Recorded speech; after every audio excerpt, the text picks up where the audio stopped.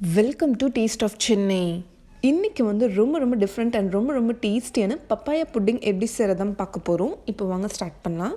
Papaya pudding செய்கிறதுக்காக papaya வந்து நல்லா ஸ்வீட்டாக இருக்கணும். அந்த மாதிரி நீங்கள் பார்த்து வாங்கிக்கோங்க. பப்பாயா நல்லா ஸ்வீட்டாக இருந்தால் தான் உங்களுக்கு புட்டிங்கும் நல்லா டேஸ்டியாக வரும், இல்லைனா சரியாக வராது. 2 கப் பப்பாயா எடுத்திருக்கேன். இதை தண்ணி ஊற்றாமல் நல்ல ஒரு ஃபைன் பேஸ்ட்டாக அரைச்சிக்கோங்க. இப்போது இதை ஒரு பேனுக்கு ட்ரான்ஸ்ஃபர் பண்ணிக்கலாம். இப்போது இதில் 2 கப் பால் சேர்த்து இதை நல்லா மிக்ஸ் பண்ணிக்கோங்க. இப்போது கேஸ் ஆன் பண்ணிடலாம். மீடியம் டு லோ ஃப்ளேமில் வச்சுக்கோங்க. இப்போது ஒரு டின் மில்க் மேட் சேர்த்துக்கிறேன். இப்போ இதை நல்லா மிக்ஸ் பண்ணிக்கலாம். டேஸ்ட் பண்ணி பாருங்கள். சுகர் கம்மியாக இருக்கிற மாதிரி இருந்துச்சுன்னா நீங்கள் ஒரு 1/2 கப் சுகர் சேர்த்துக்கலாம். நல்லா ஸ்வீட்டாக வேணும்னா சுகரும் சேர்த்துக்கோங்க, இல்லைனா அந்த மில்க் மேட்டில் இருக்க ஸ்வீட்னஸே போதும். சைனா கிராஸ் ஒரு 10 கிராம்ஸ் எடுத்திருக்கேன். இப்போது இதை எடுத்து ஒரு பேனுக்கு மாற்றிட்டு 1 கப் தண்ணி ஊற்றிக்கோங்க. இப்போது இது நல்லா கரையிற வரைக்கும் நம்ம வெயிட் பண்ணலாம். இது ஒரு 5 மினிட்ஸில் பார்த்தீங்கன்னா உங்களுக்கு நல்லா கரைஞ்சிரும்.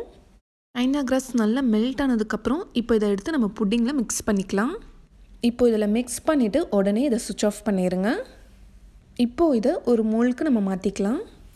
நிறைய பேர் சைனா கிராஸ் ஹெல்த்தியான்னு சொல்லிட்டு கேட்குறீங்க. ரொம்ப ஹெல்த்தியானது தான். அப்புறம் நிறைய பேர் வந்து நம்ம ஊரில் கிடைக்கிற சைனா கிராஸ் வந்து பாலில் போட்டோன்னே தெரிஞ்சிருது அப்படின்னு சொல்கிறீங்க. அந்த மாதிரி ப்ராப்ளம்ஸ் இருந்துச்சுன்னா நீங்கள் வந்து இந்த புட்டிங்கை ஜெலட்டின் யூஸ் பண்ணிக்கணும் செய்யலாம்.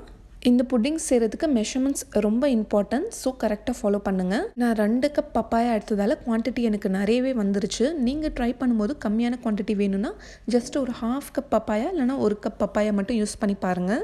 இப்போ இது ஆறுனதுக்கப்புறமா ஃப்ரிட்ஜில் நம்ம ஓவர் நைட் செட் பண்ணிக்கலாம்.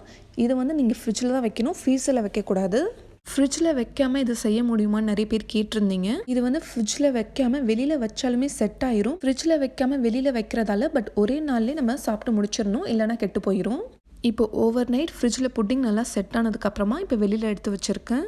நல்லா சூப்பராக செட் ஆகி வந்திருக்கு. பப்பாயா புட்டிங் ரொம்ப ஹெல்த்தி அண்ட் ரொம்ப டேஸ்டி கூட. கண்டிப்பாக இது நீங்கள் இஃப்தார் டெசர்ட் கூட ட்ரை பண்ணலாம். வாவ், பார்க்க எவ்வளோ சூப்பராக இருக்குல்ல.